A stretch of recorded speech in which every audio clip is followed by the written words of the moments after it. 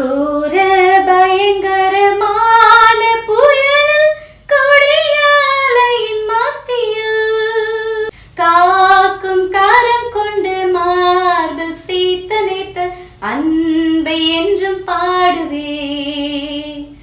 இயேசு என்னும் நாமமே என் ஆத்மாவின் கீதமே, என் நேசரேசுவை நான் என்றும் போற்றி மகிழ்ந்திடுவே.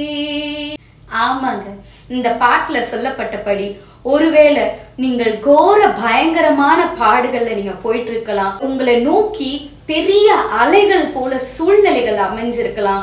யோர்தான் போல பெரிய ஒரு சோதனை உங்களுக்கு முன்பாக நிற்கலாம். வேலை இல்லாம இருக்கலாம், ப்ராப்பர் சேலரி உங்களுக்கு கிடைக்காம இருக்கலாம், இல்ல உங்க காலேஜ்ல உங்களுக்கு ப்ரெஷர் இருக்கலாம், ஸ்கூல்ஸ்ல ப்ரெஷர் இருக்கலாம், ஃபேமிலி லைஃப்ல ப்ராப்ளம்ஸா இருக்கலாம், ஃபினான்ஷியல் சிச்சுவேஷனா இருக்கலாம்.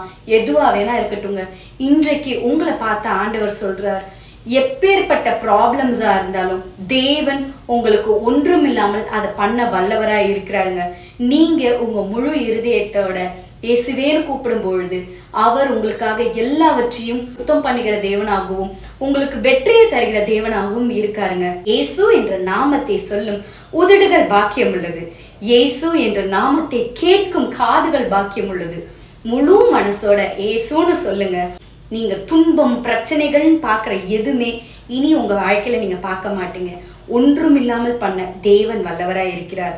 உங்களுக்காக, எனக்காக, நமக்காக அவர் என்ன வேணா செய்வார். God bless you.